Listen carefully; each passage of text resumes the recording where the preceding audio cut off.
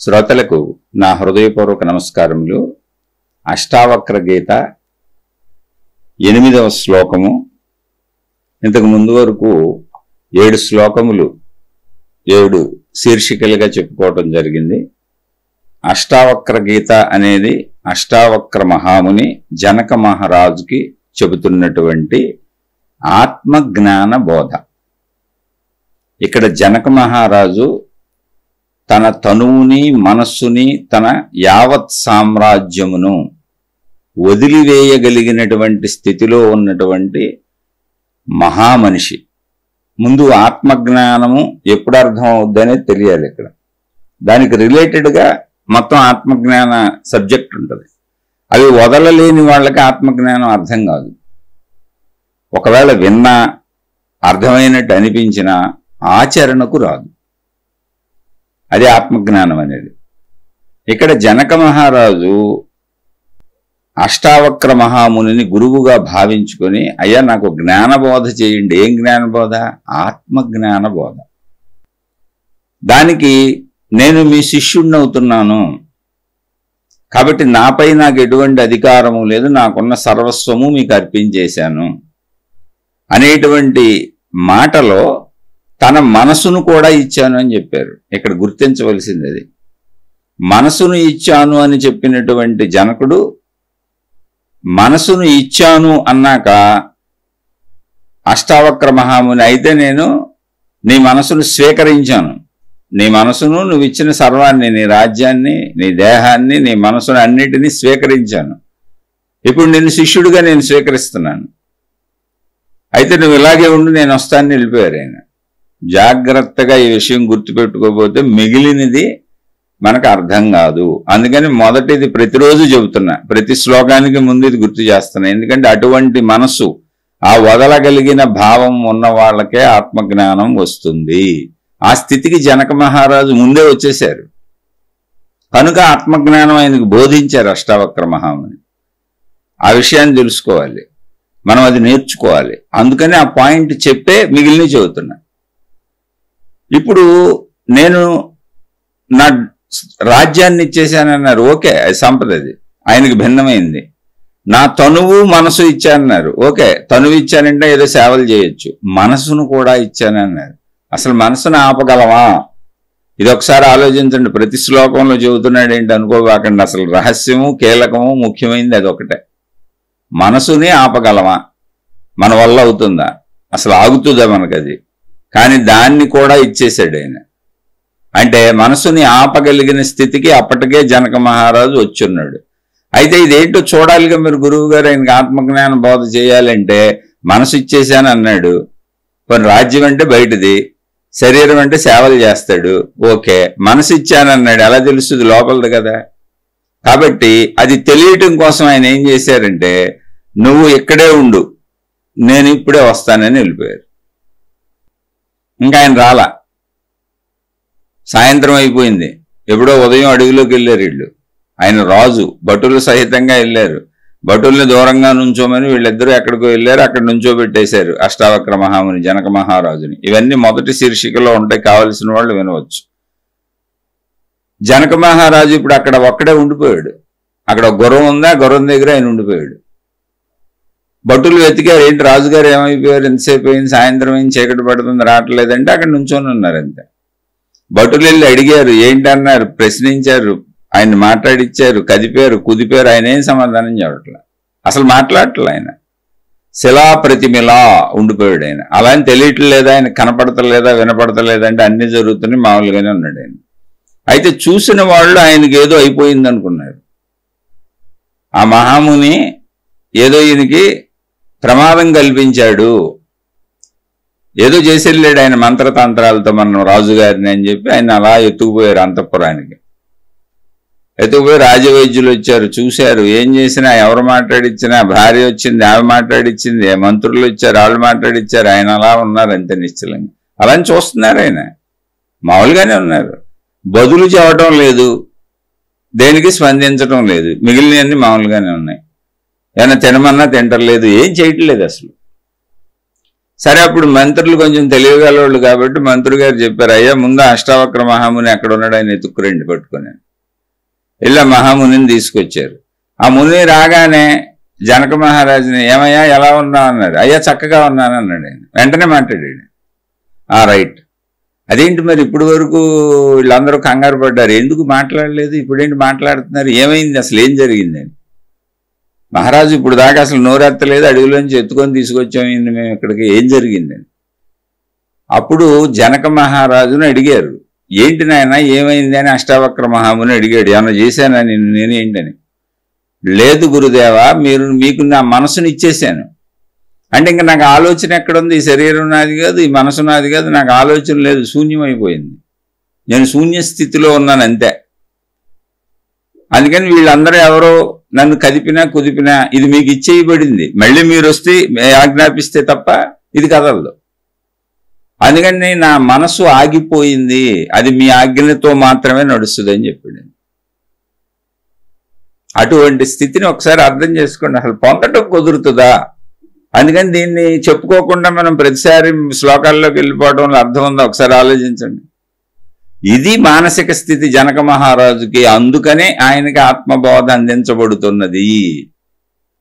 అంటే ఆల్రెడీ మనసుని ఆపగలిగిన స్థితికి ఆయన వచ్చేసాడు. మనసును ఆపగలిగిన స్థితికి వచ్చేసినోడికి, రాజ్యం సంపదలు వదిలేయగలిగిన స్థితికి వచ్చేసినోడికి, దేహాభిమానమే వదిలేసినోడికి ఇంకేముంది. అసలు మనసును ఆపటం అంటే ఏంటి? 1000 ఏనుగులతో యుద్ధం చేసి గెలవటం కూడా మనసును ఆపటం ముందు తేలికే. ఎందుకంటే మనకు తెలుసుగా, మనకు మనసు ఉందిగా. నిద్రలో కూడా ఆగదే మన మనసు, కలల గంట పరిగెడతా ఉంటుంది. అలాంటిది ఆయన ఇచ్చేశాను అన్నప్పుడు ఆపేయగలిగాడు. అది ఆపేయగలిగాడు అంటే అక్కడ ఏదో అయిపోయింది, అద్భుతాలు జరిగిపోయినాయి అని కాదు. ఒకసారి ఇచ్చేశాను అన్నాక ఇక నేను స్పందించకూడదు, మళ్ళీ ఆయన చెబితేనే స్పందించాలి. ఆయనకి అన్ని తెలుస్తుంది, కదులుతుంది, మనసు కదులుతుంది, వీళ్ళు అడిగే తెలుస్తుంది. కానీ తనకి ఏది ఇచ్చేశానని చెప్పాడు కదా, మరి ఆయన ఆజ్ఞాపించకుండా తను ఎలా మాట్లాడతాడు, తను ఎలా తింటాడు? అందుకని మాట్లాడలేదు, తెలియక కాదు. నిజంగా మనసు ఏదో శూన్యమైపోయి ఆయనకి తెలియని అవస్థలోకి వెళ్తే ఈయన్ని కూడా గుర్తించలేడుగా, అష్టావక్ర మహాముని కూడా గుర్తించలేదుగా. కాదు, ఆయనకి తన మీద తనకి ఎంత అదుపు ఉంది. ఇక్కడ సహజత్వంగా తీసుకోండి, మనకు అదుపు లేదా, ఆయనకు అదుపు ఉంది అంతే. అంటే ఆయన చెప్పిన మాట మీద కట్టుబడి మనసును ఆపగలిగాడు. నేను మనసుకు ఆయనకి ఇచ్చేసాను అష్టావక్ర మహామునికి అన్నప్పుడు మళ్ళీ ఆయన ఆదేశిస్తే తప్ప నేనేం చేయకూడదు కదా. అందుకని భటులు వచ్చినా వినపడుతున్నా, అడిగినా ఆయన ఆదేశం లేదు, మనసు ఆయనకి ఇచ్చేసాను, తను ఆయనకి ఇచ్చేసాను, రాజ్యం ఆయనకి ఇచ్చేసాను, ఇప్పుడు నేను రాజునే కాదు. ఈ భటులకి వీళ్ళకి సమాధానం చెప్పాలా వద్దా అనేది ఆయన చెప్పాలి. నాకు అసలు నేను మాట్లాడాలా మాట్లాడకూడదా ఆయన చెప్పాలి. ఎందుకని? నాకు ఇచ్చేసావు, నేను స్వీకరించాను, నువ్వు ఇలా ఉండు అని ఆయన నాకు చెప్పారు అంతే. కాబట్టి మళ్ళీ ఆయన వచ్చి నాకు ఏదో ఒకటి చెబితే తప్ప నేను మళ్ళీ నా స్వతంత్రంగా నేను మనసుని తనువుని ఉపయోగించడానికి నాకు అధికారం లేదు. అంటే నాకు అధికారం నా మనసు మీద, నా శరీరం మీద, నా రాజ్యం మీద లేదు. అధికారం వారికి నేను ఇచ్చేశాను కనుక అధికారం లేని దాన్ని నేను ఎలా ఉపయోగిస్తాను అనేటువంటి అదుపు ఆయన మీద ఆయనకు ఉంది. అది అంతే తప్ప ఇక్కడ అద్భుతం లేదు, మహిమ లేదు, మాయ లేదు, ఆయనకి ఏం అయిపోలేదు. మనకు అలాంటి స్థితి ఏదో వచ్చేస్తుందని ఊహించుకోబాకండి. అదుపు,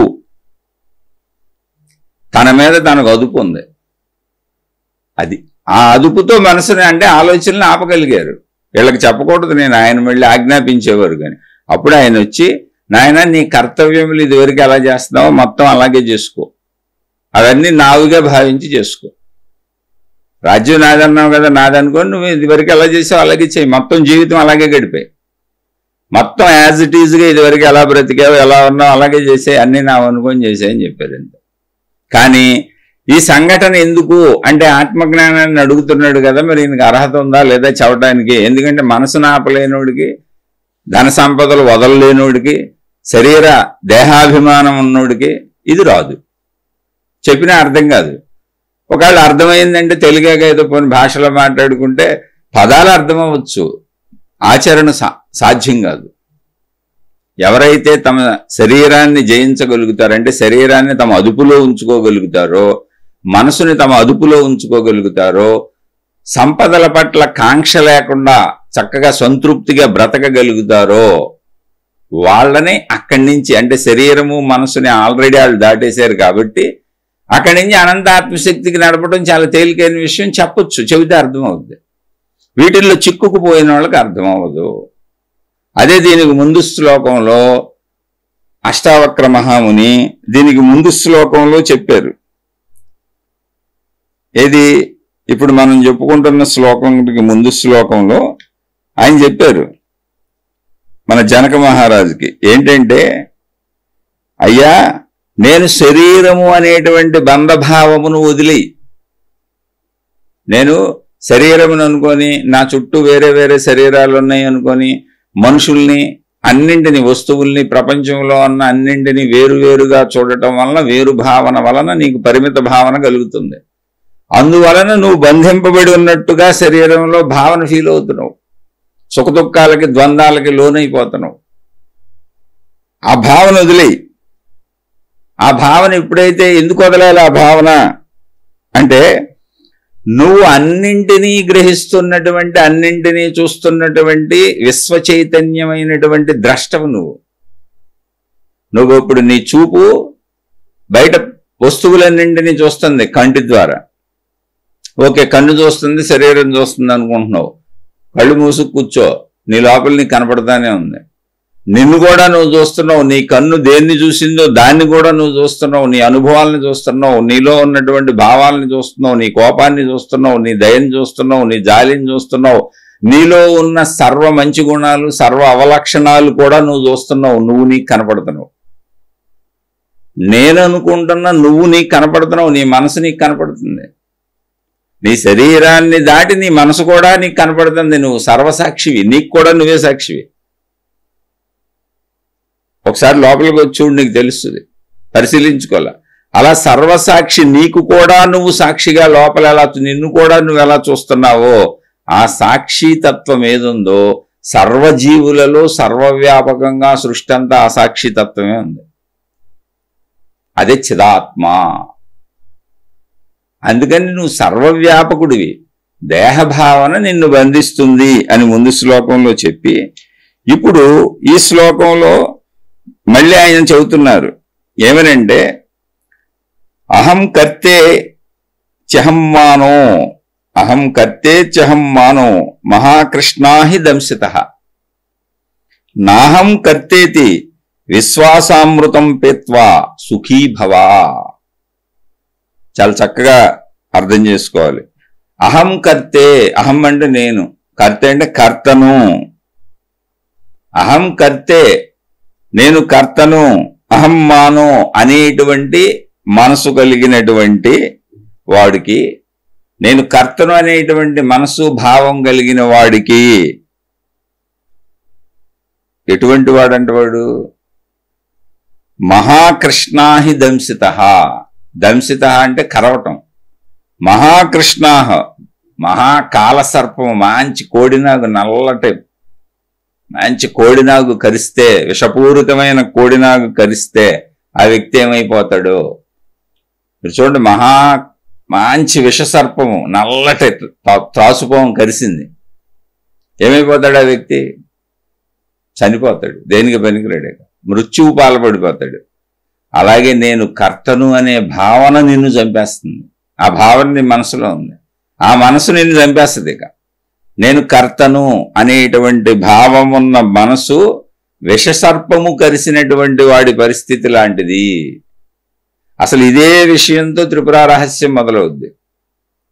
నేను కర్తను అనేటువంటి విషసర్పము కరిసిన వాడిని ఎవ్వరూ రక్షించలేరు అనేటువంటి దాంతో త్రిపుర రహస్యం మొదలవుద్ది. త్రిపుర రహస్యం అద్భుతమైన ఆత్మజ్ఞాన గ్రంథం. అవకాశం ఉన్నప్పుడు తప్పకుండా చెప్పుకుందాం. ఇలా ఎన్నో ఉన్నాయి ఆత్మజ్ఞాన గ్రంథాలు. కాకపోతే జనక మహారాజు మనసును ఆపగలిగినట్లు, దేహాభిమానాన్ని వదలగలిగినట్లు, సంపదలు వదలగలిగినట్లు మనం అంత స్థితికి రావాలి. సంపదలు వదలటం అంటే పారేయమని కాదు అర్థం. సంపదల పట్ల ప్రీతి వద్దు నాయన, ఈ పట్టుకెళ్ళటం కుదరదు. ఇక్కడ ఉన్న 4 రోజులు అనుభవించడమే. ఎక్కువ అనుభవించిన ఒకటే, తక్కువ అనుభవించిన ఒకటే, ఏదో బ్రతకడానికి ఆధారంగా అనుభవించిన ఒకటి. ఎక్కువ అనుభవిస్తే రోగాలు ఎక్కువ వస్తాయి, అంతే, ఏం లేదు. ఎక్కువ అనుభవించడానికి ఎక్కువ కష్టపడాలి. సరిపోను ఏదో శరీరం బ్రతకడానికి అనుభవించి ఊరికిన చాలు. నామమాత్రపు జీవితం చక్కగా ఇంద్రియాలకు సంబంధించినటువంటి నామమాత్రపు భోగాలన్నీ ధర్మంగా అనుభవించు. స్వప్రయత్నంతో చక్కగా లభించిన వాటితో ఏవి దొరికితే వాటితో సంతృప్తిగుండు. చక్కగా పెళ్లి చేసుకో, పిల్లలను కను. అన్నీ స్వప్రయత్నంతో నీకు తగ్గ భార్య, నీకు తగ్గ భర్త, చక్కగా నీకేదో నీ తెలివి, నీ ప్రజ్ఞలో దొరికిన పని అన్నీ ఏంటి, విపరీతమైన శ్రమ ఉండకూడదు. అస్సలు బద్ధకంతో ఏమి చేయనని కూర్చోకూడదు. అనాయాసముగా సునాయాసముగా అంతే. ఎందుకని ఏముంది, ఊరికనే జీవిస్తామంటే 100 ఏళ్ళు. ఎలా జీవించినా చచ్చిపోతాం, ఎంత సంపాదించినా చచ్చిపోతాం, ఎన్ని అనుభవించినా చచ్చిపోతాం. ఎన్ని భోగాలు ఏం చేయి నువ్వు శరీర ఎదుగుదలని ఆపలేవు. శరీరం పరిగెడతానే ఉంటుంది, శరీరం ముందుకెళ్ళిపోతానే ఉంటుంది, వృద్ధాప్యం వచ్చేస్తుంది. నువ్వు కోటాను కోట్లు గడించి నీ చుట్టూ పెట్టుకున్న వృద్ధాప్యాన్ని ఆపలేవు, నీ జుట్టు నెరవడాన్ని ఆపలేవు, నీ పళ్ళు ఓడటాన్ని ఆపలేవు, నీ శరీరం శిథిలం అవడాన్ని, నీ శక్తి బలహీనతను నువ్వు ఆపలేవు. మరి ఆపలేనప్పుడు ఎందుకంత గొడవ? మృత్యువుని అసలు ఆపలేము. జాతస్య మరణం ధ్రువం. ఇవన్నీ మనకు తెలుసు కదా. తెలిసినప్పుడు అసలు అహం కర్త అని ఎలా అనుకుంటాం? నేను కర్తనని అనుకోవటమే తప్పుగా. కానీ చిత్రం ఏంటంటే మనందరికీ అదే అనిపిస్తుంది. ఇప్పుడు మీకు ఈ చెబుతున్నాను కానీ నాకు అదే అనిపిస్తుంది. నేను అసలు ఆ స్థితిని దాటలా. ఉన్న సత్యం ఉన్నట్టు మాట్లాడుకోవాలిగా. కానీ దాటడం కుదురుతుందా అని ప్రయత్నించుకుంటున్నా. ఏదో భిక్షగాళ్ళ ఓ బెచ్చగాళ్ళ ఈ మహాత్ములందరి చుట్టూ తిరుగుతున్నా. ఈ గ్రంథాల రూపంలో ఉన్నటువంటి మహాత్ములందరి చుట్టూ, ఆత్మజ్ఞాన గ్రంథాలందరి చుట్టూ బెచ్చగాళ్ళ తిరుగుతున్నా. ఆ స్థితిని ఏమన్నా పొందొచ్చేమో, ఇంకా ఏమన్నా చెబుతారేమో, ఇంకా అర్థమైతే సాధన చేసుకోవచ్చేమో. ఆ సాధనకు పాపం వాళ్ళు చెబుతున్నారు. అహం కర్త, నేను కర్తను అంటే, నేను కర్తనంటే మనకు అనిపిస్తుంది చూడండి. నేను లేకపోతే మా పిల్లలు ఏమైపోతారు, మా ఆవిడ ఏమైపోద్ది, మా ఆయన ఏమైపోతాడు, ఈ కుటుంబం ఏమైపోద్ది, అలాగే నేను లేకపోతే నా తల్లిదండ్రులు ఏమైపోతారు. చూడండి, మనకు భావన ఉంటుంది. అలాగే నేను, ఈ శరీరం, దీనికి సంబంధించిన నేను నేను నేను అని అహం. అన్నీ మంచిదే. ఇవి ఉండొద్దా? ఉండాలి, అన్నీ ఉండాలి. నేననే భావం లేకుండా అసలు జీవించడం ఎలా కుదురుతుంది? మరి ఇక్కడ ఏ నేను వద్దు అంటున్నారు ఈయన. ఏ నేను విషసర్పం కరిసింది లాంటిది అంటున్నారు. నల్లటి కృష్ణ సర్పం, కృష్ణ అంటే నలుపు, మహాకృష్ణాహి, మంచి బ్రహ్మాండమైనటువంటి నల్లటి కోడె త్రాచు కరిసింది. వాడి పరిస్థితి ఏంటో, అహంకారం ఉన్నవాడికి, నేను కర్తను అనే భావపు అహంకారం ఉన్నవాడికి, అంటే నేను లేకపోతే ఇది నడవదు, ఇది జరగదు అనేటువంటి ఆ భావం ఉన్నవాడికి ఇక వాడి జీవితం నిత్య చోవే. వాడికే, స్త్రీలైతే స్త్రీలు, పురుషులైతే పురుషులు. ఎందుకు పక్కోళ్ళకి కాదు, అది ఎవరికొందో వాళ్ళకి. ఎందుకని? నా ప్రయత్నాలన్నీ నామమాత్రపు ప్రయత్నములే తప్ప అసలు నా శరీరమే నా చేతిలో లేదు. అసలు నా పుట్టుకు నాకు తెలియదు, ఎక్కడి నుంచి వచ్చానో తెలియదు. తల్లి గర్భంలో అసలు ఏం జరిగిందో గుర్తు కూడా లేదు. తల్లి గర్భంలోంచి బయటకు వచ్చినాక కూడా నాకేం ఎరుకులేదు. కొంతకాలం పెరిగినాక తల్లిదండ్రులు పెంచినాక ఎరుకొచ్చింది. కొంత తల్లి గర్భంలోంచి బయటకు వచ్చినాక నేను ఏమన్నా చేయగలనా? అలా మంచం మీద పడి ఉన్నాను. తల్లి పెంచకపోతే అక్కడే చచ్చిపోయిండు, పాలు ఇవ్వకపోతే అక్కడే చచ్చిపోయిండు, మలమూత్ర విసర్జనలు తల్లిదండ్రులు శుభ్రం చేయకపోతే, వాళ్ళు పెంచకపోతే అసలు పిల్లలు ఎవరు బతుకుతారు? మరి నేను ఎక్కడ బతికించుకున్నాను? లేదు. కానీ వయసు పెరుగుతూ, ఇంద్రియములు పెరుగుతూ, అనుభవాలు పెరుగుతూ, అనుభూతులు పెరుగుతూ, యవ్వన దశ వచ్చేటప్పటికి, కొంచెం టీనేజ్ వచ్చేటప్పటికి నేను అనేది వచ్చేస్తుంది. నేనేదో చేయగలను, నేనేదో సాధించేయగలను, నేనేదో అది చేయగలను, ఇది చేయగలను, నేను లేకపోతే ఏది జరగదు అనిపిస్తుంది. కాదు, నేనని భావన రావటంలో తప్పులేదు. నేను, నాది, నావి అనేవి ఎప్పుడూ తప్పు కాదు. పరిమిత భావనలో ధర్మయుతముగా అవి ఉండటం ఎప్పుడూ కరెక్టే. ధర్మయుతముగా. ధర్మం అంటే ఏంటి? ఇప్పుడు నా మృత్యువు నా చేతిలో లేదు, నా పుట్టుకు నా చేతిలో లేదు. ఇప్పుడు ధర్మం ఏంటి? నేను బ్రతికినన్నాళ్ళు నా జాగ్రత్తలు నేను తీసుకుంటూ, ఏదో నామమాత్రంగా దీన్ని పోషించుకుంటూ, ఈ శరీరాన్ని నువ్వు అంటుకుపోకుండా, ఈ శరీరం నాదే నాదే నాదే అని దీన్ని అంటుకుపోకుండా. ఎందుకంటే ఎప్పుడు మృత్యు వస్తుందో, కబలిస్తుందో తెలియదు. అసలు ఎప్పుడే అనారోగ్యం వస్తుందో తెలియదు, ఎప్పుడే బాధ వస్తుందో, ఈ కష్టం వస్తుందో, ఏ భౌగోళిక పరిస్థితుల్లో భూకంపాలు రావచ్చు, సునామీలు రావచ్చు, తుఫాన్లు రావచ్చు, పిడుగులు పడవచ్చు, ఎన్నో ఉన్నాయి. ఒకటి కాదు, అసలు ఒక మనిషికి ఎన్ని రకాలు ఉన్నాయో చుట్టూ. ఆధ్యాత్మిక, అది భౌతిక, ఎన్నో ఉన్నాయి మనిషికి. ఎన్నైనా రావచ్చు. ఆది దైవిక ఇన్ని రకాలుగా మనిషికి ఇబ్బందులు రావచ్చు. ఆది దైవిక అంటే మొత్తం భౌగోళిక పరిస్థితుల్లోంచి వచ్చాయి. మన చుట్టూ ఉన్న మనుషుల నుంచి ప్రమాదాలు రావచ్చు. ఏదైనా జరగచ్చండి. అలానే అసలు నన్ను నేను పెంచుకోగలిగానంటే అసలు పుట్టినప్పుడు నా వల్ల కాదు, అహమే లేదు. అహం మధ్యలో ఏర్పడింది. ఈ వివేకం ఉందనుకోండి, నా పుట్టుక నాకు తెలియదు, మరణం గ్యారంటీ, మధ్యలో ఈ శరీరం ఇదిగో ఇలా సాగుతూ ఉంటుంది, ఏదో దీనికి అవసరమైన సమకూర్చుకొని సృష్టి నియమంలో, సృష్టి విధానంలో, సృష్టి పద్ధతిలో ఈ శరీరం ఎదుగుతూ ఉంటుంది. ఏదో నేను పుట్టిన ప్రదేశం వీళ్ళు నా తల్లిదండ్రులు, దీనివల్ల నా ప్రయత్నం స్వప్రయత్నం చేసుకుంటాను, చక్కగా చేసుకుంటాను నేనన్న భావన ఉంది నాకు. మామూలుగా నామమాత్రం కాదు, గట్టిగా ప్రయత్నించుకుంటాను, అన్ని చక్కగా చేసుకుంటాను, నన్ను పోషించుకుంటాను, నా శారీరక అవసరాలన్నీ తీర్చుకుంటాను. ఎందుకంటే సృష్టి పెట్టింది, చక్కగా ఆనందంగా హాయిగా బతుకుతాను. కానీ ఇదే నేను, నేనే బతకాలి అని ఇతరులకు హాని చేయను. అహం అంటే అది. అహం అంటే ఏంటంటే అహం నేను అన్న భావన సమానత్వంతో కూడిందై ఉండాలి. అప్పుడు అది అహం కిందకి రాదు. అంటే అది విషసర్పం అవ్వదు, అది విషం అవ్వదు. అది ఏంటి నేను సమానత్వం, నేనెంతో నా ఇంట్లో అందరూ అంతే, నా భార్యకి తను నేనంతే, నా కొడుక్కి తను నేనంతే, అందరికీ, తన పక్కన వాళ్ళకి, నా బంధువులకి, నా స్నేహితులకి, నా మిత్రులకి, ప్రపంచంలో బతుకుతున్న ప్రతి వాళ్ళకి నేనెంతో వాళ్ళ నేను అందరికీ అంతే. అప్పుడు నేను ఎందుకు అసలు ఆ సమానత్వ భావన నాకు అర్థమైనప్పుడు, అర్థమవడం ఏంటి అది నిజంగా అసలు నేను నిజంలో ఉండలేకపోతున్నా, అందుకని నిజంలో ఉండలేకపోయినప్పుడు అహం పెరుగుతుంది. పెరిగినప్పుడు అది విషసర్పం కరవటం, నేను కర్తనన్న భావన వస్తుంది. నన్ను అంటావా, నాకెదురు చెబుతావా, నా అంత గొప్పదానివా, నా అంత గొప్పోడువా, ఏమనుకుంటున్నావు నన్ను, ఇలాంటివి మాట్లాడదాం. ఎవరేమనుకుంటాం, అందరం మనుషులు, అందరం పుట్టాం, అందరం చేస్తాం, ఈ మధ్యలో ఆట ఇది అంతే. బతుకు అలాని శుభ్రంగా బతుకు, సృష్టించిందిగా. అదిగో ఆ పాము చేత గర్పించుకోబాక, విషసర్పాలతో గర్పించుకోబాక, అందరం నాలాంటి వాళ్ళని హాయిగా బతుకు. ఎవరి స్వేచ్ఛలోకి నువ్వు అడ్డం వెళ్ళకో, వాళ్ళ స్వేచ్ఛలో వాళ్ళు ఉన్నాయి, చక్కగా అందరూ కలిసిమెలిసి ఉండండి. ఇలా ఉండమనే చెబుతుంది ఎప్పుడు ఆధ్యాత్మికత. ఆధ్యాత్మికత మనిషిని జీవితం వదిలేయమని అసలు చెప్పలే. అందుకని ఇక్కడ ఎలా జీవించాలో చెబుతున్నారు. ఎలా జీవిస్తే నీ జీవితం ఆనందంగా ఉంటుంది, అక్కడి నుంచి నువ్వు ఆత్మజ్ఞానం వైపు వెళ్ళగలుగుతావు అనేది చెబుతున్నారు.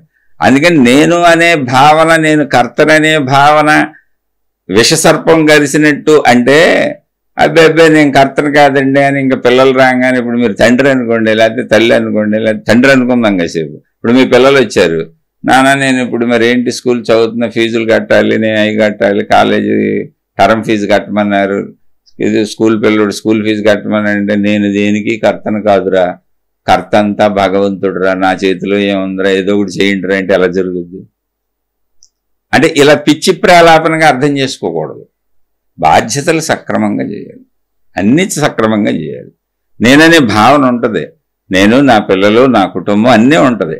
కానీ నేను నాకు ఎలాగో అందరి నేనులు వాళ్ళకి అలాగే అని నేను సమమైపోయినప్పుడు నేను కర్తను అనేటువంటి అహం ఎవరి మీద దాడి చేయదు. తన బాధ్యతలు చేస్తుంది అంతే, తన ధర్మాలు చేస్తుంది, ఇంకా ఇతరులకు సాయపడుద్ది.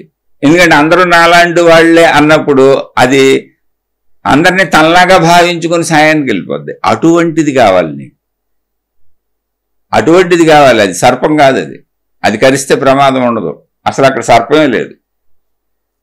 అది కావాలి, అలా జీవించాలి. అందుకని కింద లైన్లో మళ్ళీ చెబుతున్నారు, ఏంటి ఎలా జీవించాలో చెబుతున్నారు. నాహం కర్తేతి విశ్వాసామృతం పీత్వా సుఖీభవా. నేను కర్తను కాదు అనేటువంటి దృఢ నిశ్చయాన్ని, విశ్వాసామృతం అంటే నేను కర్తను కాదు అనేటువంటి భావాన్ని, సృష్టిని పరిశీలించుకో, నీ పుట్టుకును పరిశీలించుకో, నీ మరణాన్ని పరిశీలించుకో, నీ శరీర ఎదుగుదలను పరిశీలించుకో, చుట్టూ ఉన్న సృష్టిలో ఉన్నటువంటి సర్వ జీవరాశుల్ని పరిశీలించు, మొత్తం సృష్టిని చూడు. 84 లక్షల జీవరాశులలో ఒక మనిషిగా నువ్వు ప్రయత్నించి దాచుకొని మోసం చేసి, అన్యాయం చేసి, అక్రమాలు చేసి అహాన్ని పెంచుకుంటున్న ఒక పెద్ద సర్పంలా తప్ప మిగిలిన 84 లక్షల జీవరాశుల్లో అన్నింటికీ కూడా సృష్టిలో వాటికి అన్ని లభిస్తున్నాయి, అన్ని ఏర్పాట్లు ఉన్నాయి. ఇక్కడ నీకు కూడా ఉన్నాయి. గాలి ఎక్కడిదే, గాలి ఉంది కాబట్టి పీల్చుకుంటున్నావు. నువ్వు డబ్బు సంపాదించుకుంటున్నట్టు గాలిని కూడా నిన్నే సంపాదించుకోమంటే మనం ఎప్పుడో చచ్చిపోయాడు. గుండె దాని అంతటా అది కొట్టుకుంటుంది. మన శరీర నిర్మాణం చూడండి, అసలు మన ప్రమేయమే లేదు. మన శరీర నిర్మాణంలో, మన శరీర పనితీరులో మన ప్రమేయమే లేకుండా మన శరీర అవయవాలన్నీ, మనం నిద్రపోతున్నా మనం మెలకువలో ఉన్న లోపల అవయవాలన్నీ వాటి పని చేసేసుకుంటున్నాం. ఇప్పుడు ఏదో మనకు నచ్చింది తింటాం తప్ప, ఒకసారి ఆలోచించండి, మనకు నచ్చింది తింటాం తప్ప జీర్ణ ప్రక్రియ అసలు మన చేతిలో ఉందా? ఆ జీర్ణ ప్రక్రియను మనం ఏమన్నా చేయగలమా? ఇదంతా రక్తంగా ఎలా మారుతుందో మనకు తెలుసా? అసలు ఈ రక్తం అనేది ఆ ఎరుపు రంగులోకి వచ్చి రక్తం ఎలా తయారవుతుందనే దాన్ని ఇంతవరకు సైంటిస్టులు ఏమి చేయలేకపోయారు. రక్తాన్ని కనుక్కోలేకపోతున్నారు. బుర్రలు బద్దలైపోతున్నాయి అందరికీ. శరీర నిర్మాణంలోనే సహజ ప్రవృత్తిగా, సహజ ప్రకృతిగా అది ఉంది. దాని అంతటా అది సహజంగా జరుగుతుంది. అది ఆ నిర్మాణంలోనే ఉంది అది. కాబట్టి ఇవన్నీ గమనించుకుంటే నీకు అర్థమవుతుంది, నేను కర్తను కాదు, నేను సామాన్య శరీరం అంతే, సృష్టి దాని నడక అది నడుస్తుంది, ఆ సృష్టి నడకలో నేను కూడా కలిసి ఉన్నాను, నేను కర్తను కాదు, సృష్టి నడకలో నేను కూడా కలిసి వెళ్ళిపోతాను అనే విషయం నీకు అర్థమవుతుంది. ఆ విషయం అర్థమైన దాన్ని నువ్వు చక్కగా లోపల పెట్టుకో. అదే విశ్వాసం అంటే. విశ్వాసం అంటే ఏంటి? తెలియంది నమ్మటం కాదు, తెలిసిన భావాన్ని మర్చిపోకుండా ఉండడం. ఆ భావాన్ని లోపల పెట్టుకో, చూసుకోపోని, మళ్ళీ పరిశీలించు, మళ్ళీ ఒకసారి ఆలోచించు, సృష్టి అంతా చూడు, నువ్వు ఎలా పుట్టావు, ఎక్కడి నుంచి వచ్చావు, నువ్వు ఎంత ట్రై చేసినా నీ శరీర ఎదుగుదల ఆపగలవా, తరుగుదల ఆపగలవా, వృద్ధాప్యం ఆపగలవా, మరణం ఆపగలవా, పోనీ నీ వాళ్ళకి ఆపగలవా, నీ వాళ్ళని రక్షించుకోగలవా, నువ్వు అనుకున్నవన్నీ ఇక్కడ చేయగలవా, నువ్వు కోరుకున్నవన్నీ మొత్తం జరుగుతాయా? అంతా సృష్టి ప్రకారం దాని ప్రకారం అది సాగుతా ఉంది. మనం కోరుకునేది ఏంటి? డబ్బులు, వస్తువులు. భూమి దాని చుట్టూ దాన్ని తిరుగుతుంది, దాని చుట్టూ దాన్ని తిరుగుతూ సూర్యుడు చుట్టూ తిరుగుతుంది, అందువలన పగలు రాత్రి ఏర్పడుతుంది. ఇవన్నీ జరిగిపోతున్నాయి. మన వరకే కాదు, మీరు మొత్తం విశ్వాన్ని చూడండి, విశ్వం అంతా దాని పనిలో అది ఉంది. దాని పనిలో అది ఉండటంలో ఒక ధూళికణంగా మనం కూడా అందులో ఉన్నాం, మన పని కూడా జరిగిపోతుంది అంతే. అది ఒక నియతి, ఒక రూల్ ప్రకారం సాగుతుంది, ఒక నియమం ప్రకారం సాగుతుంది, ఒక క్రమశిక్షణ ప్రకారం సాగుతుంది. దాన్ని ఎవరు మార్చలేదు. అందులో నువ్వు కూడా సాగిపోతావు. అందుకని నేను కర్తను కాదు అని నీకు తెలియాలంటే ఏమి లేదు, నీ జీవితం, నీ చుట్టూ ఉన్న విశ్వాన్ని పరిశీలిస్తే, అందరి జీవితాలు పరిశీలిస్తే నీకు అర్థమైపోతుంది. ఎందుకు నువ్వు బిడ్డలను కన్నావు, నువ్వు కనే వరకు నీకు మగపిల్లడు పుడతాడో ఆడపిల్ల పుట్టుందో నీకే తెలియదు. కాదేళ్ళిద్దరిలో ఒకళ్ళు పుడతారని తెలుసు అంతే. ఏముంది నీ చేతులు చెప్పి? ఇప్పుడు బిడ్డలను కనే అవకాశం నీకుంది. అసలు అది కూడా చాలా మందికి బిడ్డలు పుడతారో పుట్టరో కూడా తెలియదు. పుడితే ఆడపిల్ల మగపిల్లడో తెలియదు. నిజంగా ఆలోచిస్తే అసలు మన చేతిలో ఏమీ లేదు, ఊరికనే ఇష్టాయిష్టములు మనం ఏర్పరుచుకుంటున్నాము అనే విషయం మనకు చక్కగా తెలుస్తుంది. అదే జ్ఞానం. జ్ఞానం నిన్ను గుడ్డిగా నమ్మమని చెప్పట్లే. ఇక్కడ విశ్వాసామృతం, అమృతం అంటే ఏంటి? విశ్వాసం అనేటువంటి అమృతాన్ని దాగు అన్నారు. విశ్వాసం అని నమ్మకము, నమ్మకం అంటే ఏంటి? లేనిది నమ్మటం కాదు, ఉన్నది పరిశీలించవయ్యా బాబు. ఆ భావాన్ని పోగొట్టుకో, బాగా ఉన్నది పరిశీలించు తల్లి, నీ చుట్టూ పరిశీలించు, నీ శరీరం పరిశీలించుకో. ఇప్పుడు మలమూత్ర విసర్జనలో అసలు మన ప్రమేయం ఉందా? వాటంతటా జరగట్లా. ఒక సెన్సేషన్ వస్తుంది, మనకు తెలుసు. అసలు మనకు తినటం ఒక్కటే తెలుసు. ఆ తినటం కూడా ఆకలి పుడితేనే తినగలం, లేకపోతే తినలేం. మళ్ళీ ఆ తినటం కూడా సరిపడేవి కొన్నే ఉన్నాయి. మానవుడు తినగలిగినవి కొన్నే ఉన్నాయి భూమి మీద, మళ్ళీ కొన్ని మిగిలిన జీవరాశులు కొన్ని, దేని దానికి ఉన్నాయి. అందులో మనం ఇష్టాయిష్టములు కొంచెం పరిమితికి మించి తినేయటం, నాకు నచ్చినవే నిరంతరం తింటానంటాం, ఇలాంటివి ఏర్పరుచుకున్నాం తప్ప మన చేతిలో అసలు ఏమీ లేదు. జాగ్రత్తగా పరిశీలిస్తే మనం ఏర్పరుచుకున్నవన్నీ కూడా పనికిరాని చెత్త ఏర్పరుచుకున్నాం. అది కూడా ఆరోగ్యం పాడు చేసుకోవడానికి, మనసు పాడు చేసుకోవడానికి. ఏంటి? నేను కర్తనన్న భావన, నేనేదో చేసేస్తాను, నా ఇష్టం వచ్చిందే తింటాను, నా ఇష్టం వచ్చిందే కట్టుకుంటాను, నా ఇష్టం వచ్చినట్టు జీవిస్తానంటామే. ఇదంతా పనికిరాని పై విషయాలు. ఏదో ఒకటి తినాలి, తినక తప్పదు. అక్కడ 10 రకాలు ఉన్నాయి కానీ నా ఇష్టం వచ్చిందే తింటానన్నాం అంతే. ఏదో ఒకటి కట్టుకోవాలి, అక్కడ 100 రకాలు ఉన్నాయి కానీ నాకు నచ్చింది కట్టుకుంటానంట.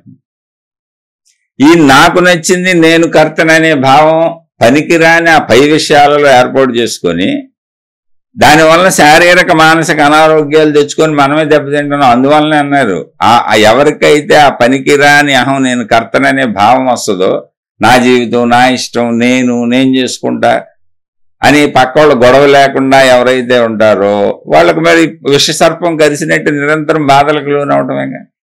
అసలు రోజు సర్పం కరుస్తున్నట్టే, రోజు కొంత విషయం లోపలికి వెళ్తున్నట్టే. అనారోగ్యం, మానసిక అనారోగ్యాలు, శారీరక అనారోగ్యాలు, ఆర్థిక ఇబ్బందులు, సామాజిక ఇబ్బందులు, జీవితం అంతా ఇబ్బందులమయం. అందరితో గొడవలు, గోలలు, మనశ్శాంతి ఉండదు. ఇక ఈ అహం ఉన్నోళ్ళు నిరంతరం పక్కోళ్ళని పీడించుకు తింటమేగా. కానీ అహం ఉంటుంది, నేనని ఉండాలి. అలా ఇలా కాదు, నేను ఎలాగో అందరూ అలా. అప్పుడు సమానంగా, అప్పుడు నేను ప్రత్యేకత ఏమి లేదు. ఊరినే నా గుర్తింపు నేను, నీ గుర్తింపు నువ్వు, అంతే. నేనన్న భావనగా ఉంది అంతే. అది ఇంకా దానికి అంతకు మించి ఏం తగిలించుకోవాలి. నాలాగే అందరూ అనుకుంది, అందరూ సమానమే. ఇప్పుడు ఇంకా అది ఎవరి మీద పెత్తనాలు చేయాలని అనుకోదు. అనుకోకపోగా ఎవరికైనా సాయం చేయాలనుకుంటుంది. ఎందుకని నాలాగే అందరూ అన్నప్పుడు వాళ్ళ నొప్పి నాకు తెలుస్తుంది, వాళ్ళ ఆకలి నాకు తెలుస్తుంది, వాళ్ళ బాధ నాకు తెలుస్తుంది. ఎందుకంటే నాలాంటిదేగా అందరు నేను. అప్పుడు సహాయం చేస్తాను అందరికి. అసలు గొడవలు గోళ్ళు ఉండవు. అలాంటి నేను పెంచుకోమంటున్నారు. ఎందుకని? నిజంగా నువ్వు కర్తవు కాదు, నీకు కూడా కర్త విశ్వం, విశ్వశక్తి. ఈ శరీరం కర్తభావన కాదు, దేహాభిమానం. అది మనసు కర్తభావన కాదు. మనసు దేహం నిన్ను మోసం చేస్తున్నాయి. అందుకని నేను అసలు కర్తను కాదు, మొత్తం విశ్వనడకలో ఇది సాగుతుంది, విశ్వశక్తిలో సాగుతున్నది అనేటువంటి దేహాభిమానాన్ని వదిలించేటువంటి సత్యమైనటువంటి విశ్వాసము.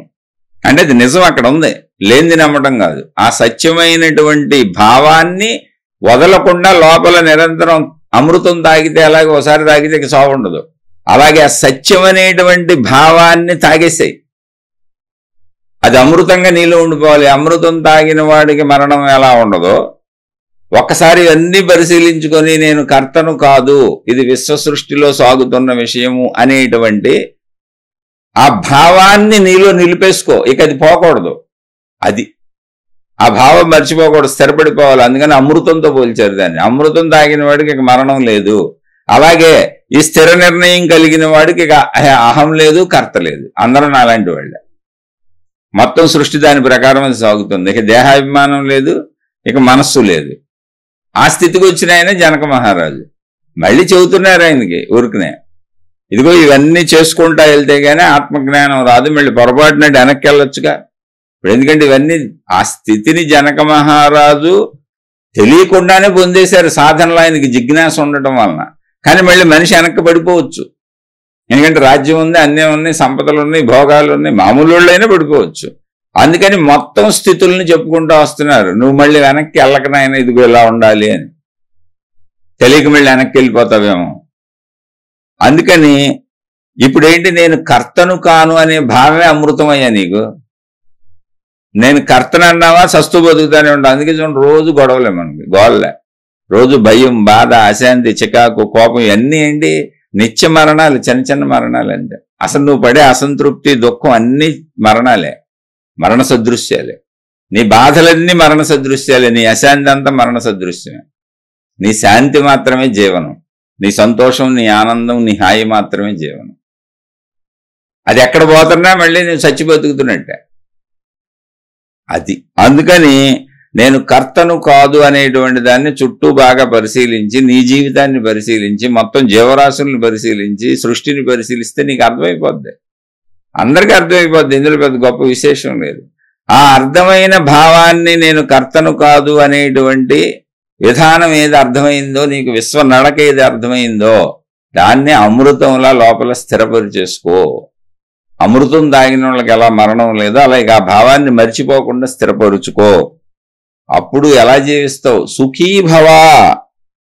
ఇక నువ్వు ఆ భావంతో అత్యంత సుఖంగా జీవిస్తావే. అలా సుఖించుకే. ఇది సుఖానికి మార్గం ఏంటి అంటే ఏమీ లేదండి, నేను కర్తను కాదు అన్న భావన సుఖానికి మార్గం. ఇక్కడ సుఖానికి మార్గం చెప్పారు అందరికీ. జీవించు, నేను కర్తను కాదని జీవించండి. నిజంగా పోనీ ఆలోచించండి, ఎన్ని కుటుంబాలలో ఎంతమంది చనిపోతున్నారండి. తల్లిదండ్రులు బతికుంటే వాళ్ళ పిల్లలు చనిపోయిన కుటుంబాలు బోల్డ్ ఉన్నాయండి. ఏదైనా అసలు మరణం అనేది ఎలా ఉంటుంది? ముందు పెద్దవాళ్ళు అంటే మన ముత్తాత, తర్వాత మన తాత, తర్వాత మన తండ్రులు, తర్వాత మనం, తర్వాత మన పిల్లలు, తర్వాత వాళ్ళ పిల్లలు, ఇలా కదా వరుస వెళ్తుంది. ముందు పెద్దవాళ్ళు చనిపోతారు. అనేక కుటుంబాలలో పెద్దవాళ్ళ కళ్ళ ముందు పిల్లలు చనిపోతుంటారు.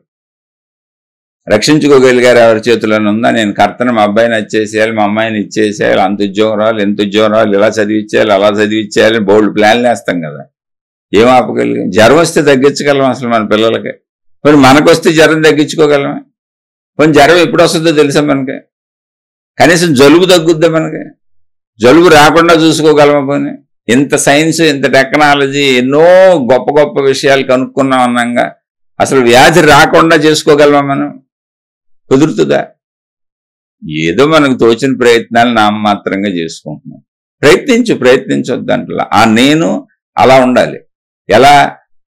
అందరి నేనులతో సమనేను.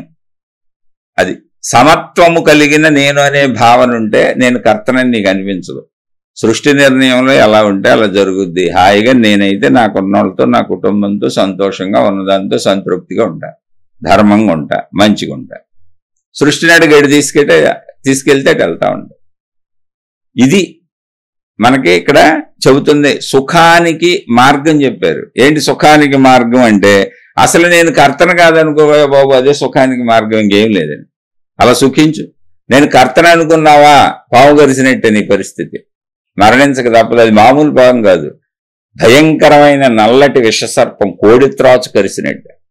అదే రోజు నిత్యం మీరు ఆలోచించి చూడండి. మన చికాకులు, కోపాలు, విసుగులు అంటే మంచి తప్ప వ్యతిరేక గుణాలన్నీ మరణాలేనండి. మళ్ళీ ఎప్పుడు శాంతిలోకి వస్తామో అప్పుడు బతుకుతున్నట్టు, లేకపోతే దుఃఖమయం అయిపోతుంది చూడండి జీవితం. చిచ్చి ఎందుకు బతుకుతున్నానని అనిపిస్తూ ఉంటుంది. ఏంటి ఎదవ జీవితం అనిపిస్తూ ఉంటుంది. అది ఎక్కడి నుంచి వచ్చింది? కర్తృత్వ భావనలోంచి. నువ్వు తగిలించుకోపోతే ఏమీ లేదు అక్కడ. నువ్వు తగిలించుకున్నావు, ఆ తగిలించుకుంది వదిలించుకోమంటున్నారు అంతే. ఏమి లేదు. నువ్వు జీవించొద్దంటలా. చక్కగా పెళ్లి చేసుకో, భార్య, పిల్లలు, భర్త, పిల్లలు, కుటుంబం, స్నేహితులు, బంధువులు, సమాజం మొత్తం తిరగవయ్యా, ఆనందంగా బతకవయ్యా, ఆనందంగా బతుకు తల్లి, శుభ్రంగా బతకండి. శరీరం ఇచ్చింది ఆనందంగా బతకమనేగా. కానీ ఇది సృష్టి ఇచ్చిన శరీరము, విశ్వ శరీరము. ఈ శరీరాన్ని ఉపయోగించుకోవాలంటే నేను విశ్వశక్తిని. ఈ శరీరం నేను ఉపయోగించుకునే ఉపకరణము. తద్వారా నాకు మనసు ఏర్పడుతుంది. కొంతకాలం ఇందులో ఉంటాను. ఇప్పుడు ఒక ఇల్లు అద్దెకి తీసుకున్నాం, మనం సొంత ఇల్లానే ఉంటాం. అందులో దాని చక్కగా సొంత ఇల్లానే వాడుకుంటాం. ఎందుకు వాడుకోం? అసలు ఉన్నన్నాళ్ళు మా ఇల్లు చెబుతాం అందరితో. ఇప్పుడు అద్దె తీసుకున్నాక మనం ఎక్కడికైనా వెళ్ళామనుకోండి, మీ ఇల్లు ఎక్కడంటే పలానా చోటని అడ్రస్ చెబుతాం, మా ఇల్లే అంటాం. హౌస్ అడ్రస్ అంతా మా ఇంటిదే ఇస్తాం. అద్దె డబ్బులు కడతా ఉంటాం నెల నెల. కానీ మా ఇల్లు అనే భావన పైన ఉంది, కానీ గాఢంగా ఉందా? ఉండదు. గాఢంగా అసలు రాదు. ఎందుకని? ఇది ఎప్పుడైనా ఖాళీ చేసి వెళ్ళిపోతాం. కానీ మనం ఉన్నన్నాళ్ళు దాన్ని చక్కగా ఉంచుకుంటాం, అలంకరించుకుంటాం, శుభ్రం చేసుకుంటాం. ఎందుకని? మనం ఉన్నన్నాళ్ళు మనం ఉపయోగించుకుంటాం. ఇల్లేది మన ఇల్లేది, మా ఇల్లే. అంతరంగంలో ఉంది. ఏమని? అద్దెకొన్నాను, ఎప్పుడైనా ఖాళీ చేయాలి నేను, ఆ ఓనర్ వచ్చి అడిగితే. అలాగే ఈ శరీరము, ఈ మనస్సు అద్దె కొంప. దీని ఓనర్ అనంత ఆత్మశక్తి, విశ్వం. ఆ ఓనర్ ఎప్పుడు ఖాళీ చేయమంటాడో తెలియదు మనకి. సొంత ఇల్లులా వాడుకో చక్కగా ఉన్నన్నాళ్ళు. కానీ అంతరంగంలో గాఢ భావన ఉంచుకో. అరే అద్దిల్లు ఇది, మనం వాడుకున్నంతకాలం సొంత ఇల్లు. అద్దె కడతనం కాదు సొంత ఇల్లు. మనం కట్టే అద్దె దీనికి తిండి, తెప్పలు, సుఖాలు, భోగాలు, ప్రయత్నం. అద్దె కడతనం మనం కూడా రోజు కష్టపడి సంపాదించుకొని, డబ్బు సంపాదించి దీనికి ఆహారం పెట్టట్లా, దీన్ని చక్కగా రక్షించుకోవట్లా, దీనికి ఉన్న ఇంద్రియ కోరికలన్నీ తీర్చుకోవట్లా. అలా ధర్మంగా చక్కగా నీ అద్దిల్లు శుభ్రం చేసుకున్నట్టు చేసుకో. అద్దిల్లు ఎంతవరకు శుభ్రం చేస్తాం? జాగ్రత్తలు చేసి చక్కగా ఉంచుకుంటాం. ఇప్పుడు అద్దెంట్లో, మనం ఉంటున్న అద్దెంట్లో ఏ గోడ ఇరిగి పడిపోయింది, ఏ తలుపు ఇరిగి పడిపోయింది, ఇప్పుడు దుఃఖం వచ్చేస్తుంది మనకి. ఏమంటే ఓనర్ కబురు చేస్తాం, ఏమండి తలుపు ఇరిగి పడిపోయిందండి, అక్కడ గోడ ఇరిగి పడిపోయింది, మీరు చూడండి బాబు, మేమేం చేయలేదు, అది మీరు కొంచెం బాగు చేయించి పెట్టండి, మాకు ఇబ్బంది కదా. అంతే తప్ప మనమేం దానికి ఫీల్ అవ్వంగా. ఇప్పుడు అద్దెంట్లో ఎలా ఉంటారో ఒకసారి ఊహించుకోండి, అంతే, అయిపోయింది, సింపుల్. అది అలాగే ఒక బస్సు ఎక్కుతాం, ఓ ట్రైన్ ఎక్కుతాం, ఓ విమానం ఎక్కుతాం. మనం కూర్చున్నంతసేపు ఆ సీట్ మందే, ఆనందంగా ఎంజాయ్ చేస్తాం. సినిమాకి వెళ్తాం, ఆ సీట్ మందే. ఆ పక్కోడితో తప్పు నెంబర్లో కూర్చుంటే చెబుతాం, ఏమైనా నా సీట్లో కూర్చున్నావు, నువ్వు వచ్చా నా సీట్ అని మాట్లాడతాం మనం. ఎంతవరకు? సినిమా అయ్యే వరకు. తర్వాత అసలు ఆ భావనే లేదు. నిజంగా నా సీట్ అన్నాం, నా సీట్ అనే కూర్చున్నాం. కూర్చున్నప్పుడు కూడా భావన లేదు. ఎవరైనా అడ్జస్ట్మెంట్లు అడిగితే అండి కొంచెం ఫ్యామిలీతో వచ్చాం కొద్దిగా వెళ్తారా అంటే మనం వెళ్ళిపోతాం. అలాగే బస్సుల్లో, ట్రైన్ల్లో, విమానాల్లో ఎవరైనా అడ్జస్ట్మెంట్లు అడిగితే మంచి వాళ్ళందరూ అడ్జస్ట్మెంట్ చేస్తారు, వెళ్ళిపోతారు, పక్క సీట్కి వెళ్ళిపోతారు. ఎందుకని? నాదనే అతుక్కున్న భావన లేదు, కానీ నాదనే భావన ఉంది. చూడండి అక్కడ నాదనే భావన ఉంది అని ఆ భావన అతుక్కోలా. అతుక్కుంటే వెళ్ళనంటాం. ఇది సొంత ఇల్లు అనుకో, అతుక్కుపోయింది. సొంత ఇల్లు అంటే ఇంకా ఖాళీ చేయాల్సిన లేదు. ఏదైనా ఇప్పుడు ఆ తలుపు ఊడిపోయినా, గోడ ఊడిపోయినా, పెచ్చు ఊడిపోయినా, గీత పడినా మహాబాధ. ఏమి లేదు. అతికిచ్చుకున్న భావం తప్ప ఏమన్నా ఉందా అక్కడ? ఒకసారి చూసుకోండి. ఆ భావాన్ని సాధన చేయాలండి. ఏంటి సాధన తెలుసా? ఏం లేదు, చక్కగా కూర్చొని చక్కగా నా కుటుంబాన్ని ప్రేమించుకుంటా, నా భార్యని ప్రేమించుకుంటా, నా పిల్లల్ని ప్రేమించుకుంటా. ఇప్పుడు మనుషులతో ప్రమాదం ఏంటంటే ఇటు చెబితే అటు అర్థం అవుతుంది, అటు చెబితే ఇటు అర్థం అవుతుంది. ఏదో కొట్టుకెళ్ళిపోతారు. వైరాగ్యం అంటే అన్ని వదిలేసి అటు వెళ్ళిపోతానంటారు. పోనీ కాదు, పట్టుకోబోయే అన్ని బాధ్యతలు చేయాలంటే మొత్తం పట్టేసుకొని అసలు సర్వం అందరినీ మోసాలు చేసేసి ఏళ్ళనే పట్టేసుకుంటానంటారు. కాదండి, అది మధ్యలో ఉంది సత్యం. నువ్వు మొత్తం పట్టుకుంటానికి అది నీ చేతిలో లేదు. సృష్టి నడకలో ఉంది మొత్తం. నీ జీవితం, నీ వాళ్ళ జీవితం. ఇప్పుడు ఆ సృష్టి నీకు ఎంత వెసులుబాటు ఇచ్చిందో అంత పట్టుకో. ఇప్పుడు ఆ సినిమా హాల్లో ఎంతసేపు కూర్చోవాలి? నువ్వు టికెట్ కొనుక్కొని సినిమా మొదలయ్యి వాళ్ళు లోపలికి వెళ్ళనిచ్చి సినిమా అయిపోగానే వాళ్ళు బయటకు వెళ్ళిపోమంటారు. అంతసేపు ఆ సీట్ నీది, తర్వాత నీది కాదు. ఇక్కడ కూడా విశ్వంలో కూడా అంతే. జనన మరణాలు ఉన్నాయి. ఆ జనన మరణాల్లో మనకు ఇవ్వబడిన మనుషులు, కుటుంబం, వ్యవస్థ ఏర్పాటు ఉంది. అది ఏ నిమిషం ఏదైనా అవ్వచ్చు. అది ముందు అలా భావన ఉంచుకో. అద్దెంట్లో ఆ భావన ఉంటుంది, మనం ఎక్కిన బస్సులో ఉంటుంది, ట్రైన్లో ఉంటుంది, అన్ని చోట్ల ఉంటుంది ఆ భావన. అదే నువ్వు సొంత మోటార్ సైకిల్ కొనుక్కో, సొంత కారు కొనుక్కో, ఎప్పుడు దాని మీద ఎవడన్నా చేసి నుంచుంటూ ఊరుకో. నువ్వు ఎక్కడో స్టాండ్ వేసి మోటార్ సైకిల్ అటు ఇల్లు పక్కకి వెళ్ళు ఏదో షాపులో కొనుక్కోవటానికి. పాపం ఎవరో తెలియక ఏదో కుర్రోళ్ళు సరదాగా వచ్చి ఆ సీటు మీద కూర్చున్నాడు అనుకో, నా బండి మీద కూర్చున్నావు ఏంటని అడుగుతావు. ఏం అవదా బండి కూర్చుంటే? ఊరికనే ఎవరో కబుర్లు చెప్పుకుంటే ఒకసారి కూర్చుంటూ ఉంటారు. ఊరుకో వాళ్ళని. అలా మన కారు మీద చేసి నుంచి ఉంటూ ఊరుకోం. ఏంటి సొంత ఇటు బాబుగాడి కారులాగా మన కారు మీద చేసాడంట. ఇంకా దానికి ఏ గీత పడిందో ప్రాణం పోద్ది. ఆ వేరియేషన్ని మనం ఎలా ఫీల్ అవుతున్నాము అనేది మనకు తెలుసు. దీన్ని ఎవరో చెప్పక్కర్లా, గుర్తు చేస్తున్నారు అంతే. నాయన అలా ఫీల్ అవ్వబాగా, అది సత్యం కాదు కదా. ఎందుకు? ఇది నీ శరీరం అద్దె కొంపే, నీ మనసు అద్దె కొంపే నాయనా. ఇవన్నీ విశ్వంలో, విశ్వ చైతన్యంలో ఉన్నవి. నేను కర్తనని అనుకోబాక, జీవించు. నువ్వు కర్తనని అనుకోకుండా అందరికి అన్ని చేయకూడదేంటి? బ్రహ్మాండంగా చేయొచ్చు. అప్పుడు నేను కర్తనని అనుకోకుండా నువ్వు చేసే ఏ పనైనా నీకు అమృతం తాగినట్టు ఉంటుంది. నీ జీవితం హాయిగా ఉంటుంది. ఎందుకని? నువ్వు కర్తవు కాదు, విశ్వ నిర్ణయం. ప్రయత్నించావు, జరిగితే జరిగింది, జరగకపోతే ఒక ప్రయత్నమే చక్కగా చేశాను. ఆ జరిగిన దాంట్లో ఏమొచ్చిందో దాంతో హాయిగా బతికాను. ఇంకా నిజంగా ఒక నిమిషం ఆలోచించండి. ఇప్పుడు భార్యాభర్తలు ఉన్నారనుకోండి, రూపాయి ఖర్చు లేదు శారీరక సుఖానికి. అది ప్రకృతి శరీరంలోనే సుఖం పెట్టింది. హాయిగా ఆనందించవచ్చు. కాకపోతే వీళ్ళు బట్టలని, డబ్బులని, ఇళ్ళని అంటే ప్రకృతి సహజంగా ఇచ్చిన సుఖాలను వదిలేసి కొట్టుకు చేస్తారు వీళ్ళు. ప్రకృతిని శరీరంలోనే ఉచిత సుఖాన్ని పెట్టింది. స్పర్శ ఉంది, చక్కగా అలా ఏ చెట్టు కింద కూర్చో, చల్లటి గాలి తగిలితే ఎంత హాయిగా ఉంటుంది. అలా ప్రకృతి దృశ్యాలు చూస్తూ ఉండే ఎంత హాయిగా ఉంటుంది. ఏముంది అందులో? అలా హాయిగా కాలక్షేపం చేయొచ్చుగా. అబ్బెబ్బే, నేను అనుకుందే జరగాలి, నేను అనుకున్నట్టే జరగాలి, నాకు ఎంత ఉండాలి, నాకు అంత కావాలి. కాపురాలు కూడా మానేస్తారు వీళ్ళు. గొడవలు పడతాడు, అలకలు పడతారు, గొడవలు పడతారు, ఒకళ్ళ మీద ఒకళ్ళు నిరంతర దాడి చేసుకుంటారు, పెత్తనాలు. ఇవి ఎంత దూరం వెళ్తాయంటే సృష్టి సహజంగా ఇచ్చిన అద్భుతమైన శారీరక సుఖాన్ని కూడా వదిలేసుకుంటారు వీళ్ళు. అదే విషసర్పం కరవటం అంటే దరిద్రం. అది మన దరిద్రం. అది ఇప్పుడే హాయిగా బతకంటరా అన్నదానికి ఇప్పుడు ఆ హాయిగా బతకడానికి సృష్టి శారీరక సుఖాన్ని ఇచ్చింది. యవ్వనంలో చక్కగా యవ్వన దశ నుంచి వృద్ధాప్యంలో ఆ భావాలు పోయే వరకు సుఖపడొచ్చు భార్యాభర్తలు. అందుకే వివాహం చేసుకొని కలిసి ఉండమన్నారు. దానికి మించిన సుఖమే లేదు నీకు. కానీ నీకేమో డబ్బు సుఖం. పెళ్ళాన్ని వదిలేసి మొగుడు తిరుగుతూ ఉంటాడు, మొగుడిని వదిలేసి పెళ్ళాన్ని తిరుగుతూ ఉంటుంది. ఎటు పడితే ఎటు పోతూ ఉంటారు. వాళ్ళ ఇష్టాలు. పిల్లలు ఎటో పోతూ ఉంటారు. నిరంతరం సరదాలు, షికారులు, ఎవరి స్నేహితుల వాళ్ళకి, ఎవరి వాళ్ళకి, వీటన్నిటికీ డబ్బులు కావాలి. ఈ డబ్బుల కోసం నిత్యం ఇంకా కుటుంబాలను వదిలేసి, పెళ్ళాలను వదిలేసి, పిల్లల్ని వదిలేసి తిరుగు. డబ్బు సంపాదించొద్దంటలా, చక్కగా అసలు సహజ సుఖం మీ శరీరాల్లోనే పెట్టేశాడు దేవుడు మనకి. చక్కగా శరీరంతో సుఖపడండి, భార్యాభర్తలు సుఖపడండి, పిల్లల్ని పెంచుకుంటుంటే అంత ఆనందంగా ఉంటుంది. నా కొడుకు, నా కూతురు హాయిగా ఆనందించండి. ఆ వాత్సల్యం, ఆ ప్రేమ, నాన్న భావన ఎంత బాగుంటుంది. అవన్నీ ఆనందించండి. ఆనందించమనే జీవితం పెట్టింది. ఈ సంసారం, ఈ ఏర్పాటు, ఇవన్నీ సృష్టి ఎందుకు చేసింది? అవన్నీ ఆనందించమని. వాటిని అహంకారాలతో దుఃఖంగా మలుచుకోవద్దు. అదే పాము గారవటం ఇక్కడ, అది చెప్పేది. అందుకని మనిషికి నేనుండాలి. ఆ నేను ఎలా ఉండాలో చెప్పారు ఇక్కడ. నామమాత్రంగా అంటే నామమాత్రం కాదు. నామమాత్రం అంటే మళ్ళీ ఏదో నీరసంగా తగ్గించేసుకోను కాదు. చాలా ఉత్సాహంగా బతకండి.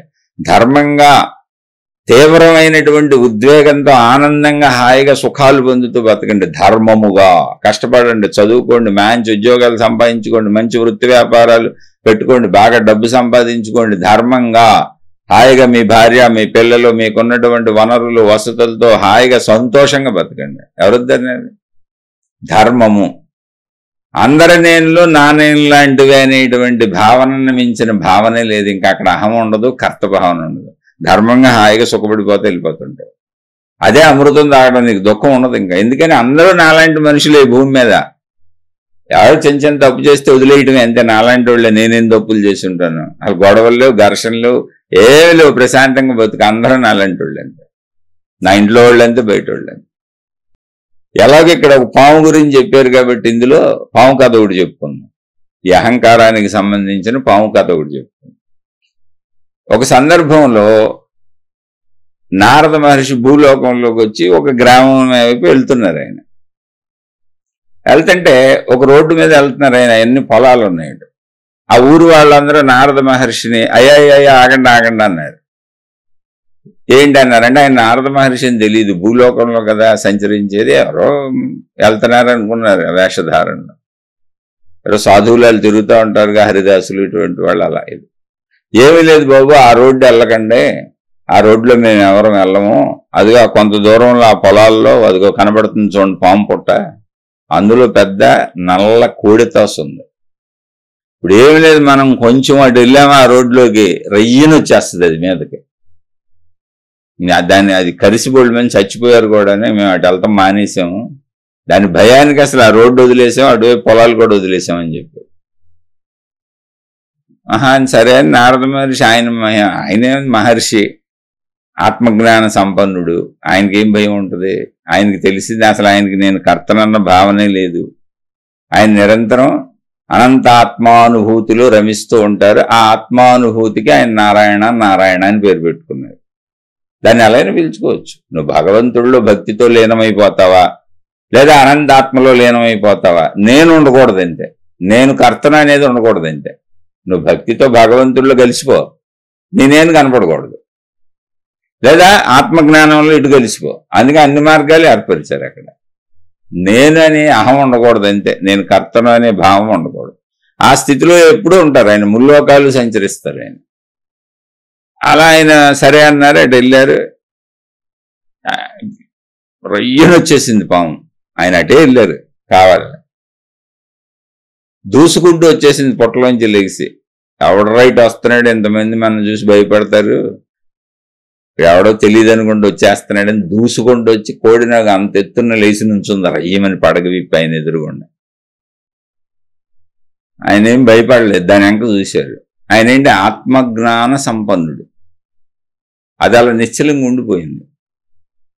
కదలలేకపోతుంది అది. ఆయన కాటు వేయలేకపోతుంది అది. అంటే కథ అండి ఇది.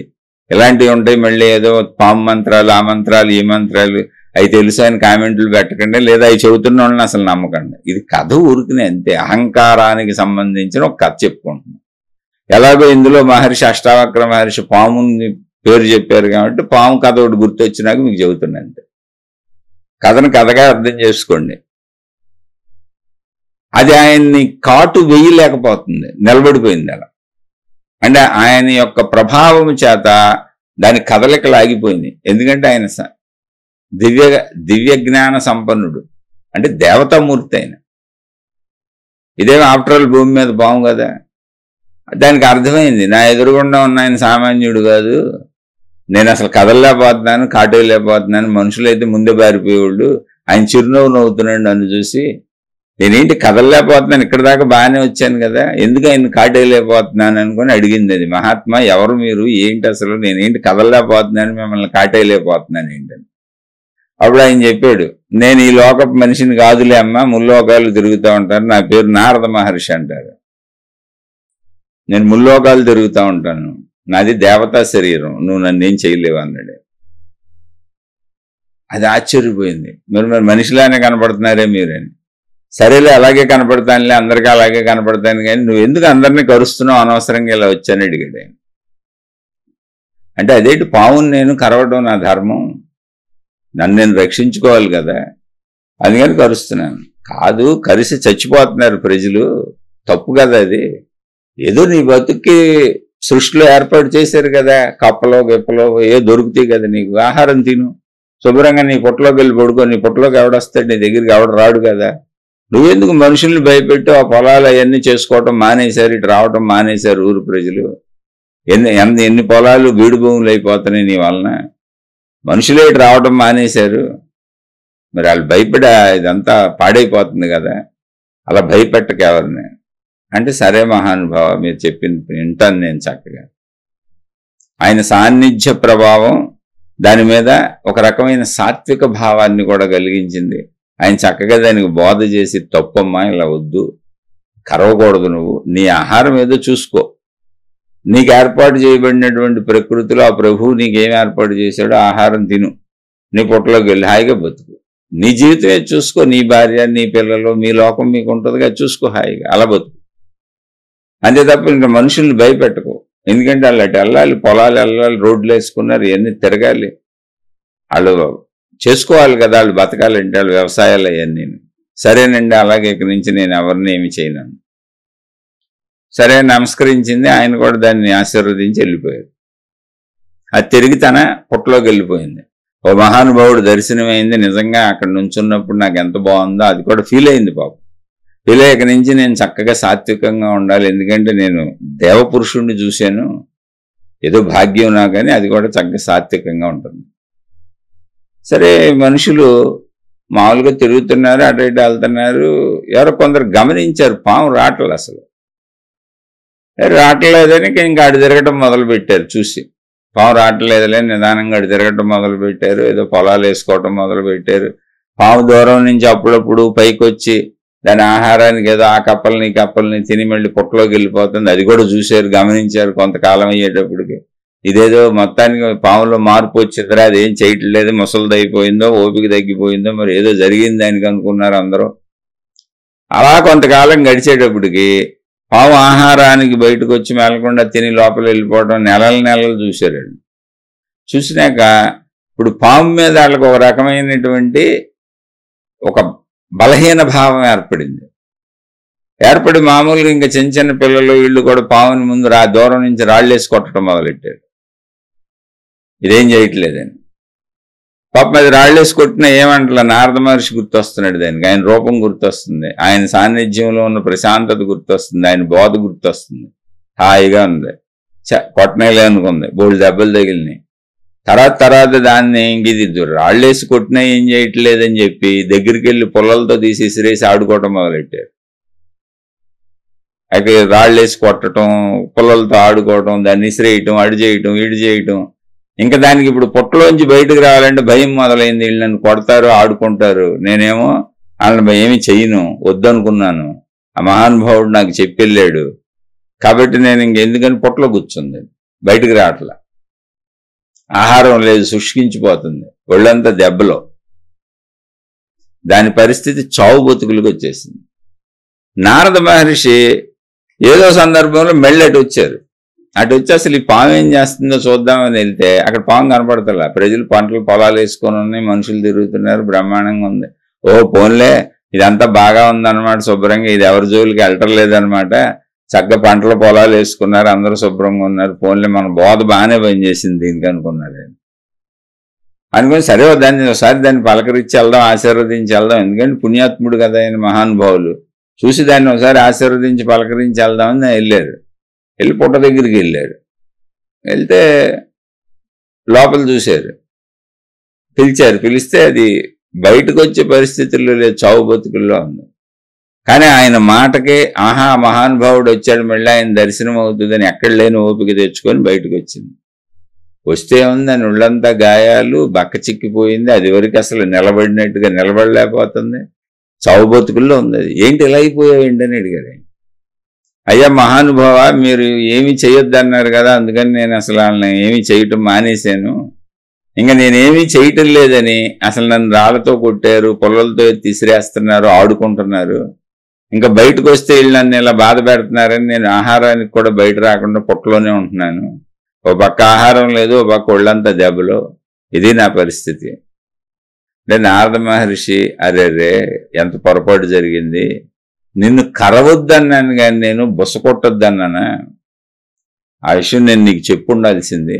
అవునులే, నేను నిన్ను సాత్వికంగా మంచిగా ఉండమని చెప్పాను. మంచిగా ఉండటం అంటే ఇది కాదమ్మా, నిన్ను నువ్వు రక్షించుకుంటూ, నిన్ను నువ్వు కాపాడుకుంటూ, నీకెవరో హాని చేయకుండా చూసుకుంటూ, నీ ఆనందం, నీ సుఖం, నీకు సంబంధించినన్ని, నీ కుటుంబం, నీ వాళ్ళు అంతా చక్కగా పెట్టుకొని ఇతరులకు నువ్వు హాని చేయబాక. అది నేను చెప్పింది. ఆ కాటేసి వాళ్ళ మీదకి వెళ్ళి వాళ్ళని భయపెట్టి అలాంటివి చేయకు. అలానే నిన్ను నువ్వు రక్షించుకోలేదు. అరే నేను నీకు పూర్తిగా చెప్పకుండా వెళ్ళిపోయాను, నీకు సాత్విక ప్రవృత్తి నేర్పి వెళ్ళిపోయాను, దానివల్ల నీ జీవితమే ప్రమాదంలో పడిపోయింది. లేదు లేదు, నువ్వు ఇక నుంచి బొస కొట్టు, ఇదివరకు లాగానే లే, బొస కొట్టు, కరవబాక, హాని చేయబాక, కానీ బెదిరించు, లేకపోతే నీతో ఆడేసుకుంటున్నారు. నిన్ను నువ్వు కాపాడుకో, నొప్పించక తానవ్వక, అలా బతకాలి. ఇప్పుడు నీకు చెప్పింది అర్థమైందా అన్నాడు. అర్థమైంది. ఆయన పాపం దానికి జాలేసి, ఏం పర్వాలేదు, నువ్వు కంగారు పరకు, నేను దైవ పురుషుణ్ణి, నేను నీకు ఇదంతా నయం చేసి పూర్వరూపం ఇవ్వగలనని దాన్ని అలా నిమిరారు తన చేత్తో. దాని గాయాలన్నీ పోయినాయి, దానికి శక్తి వచ్చింది, బలం వచ్చింది.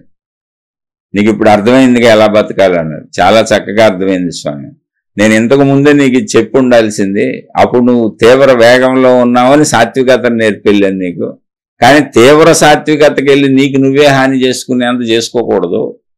ఇక్కడ భూమి మీద ఉన్నప్పుడు మన జీవితాన్ని సక్రమంగా గడుపుకోవాలి. కాబట్టి నేనే కర్తనని బొసలు కొట్టి అందరినీ కరిసి చంపి భయపెట్టుకో. అలా అని అసలు నేను కాదు, నేనేమీ కాదు అనుకొని అభద్రతా భావానికి వెళ్ళిపోయి, లోపలికి వెళ్ళిపోయి, కుచించుకుపోయి, ముడుచుకుపోయి, దేనికి పనికి రాకుండా తయారవుకో.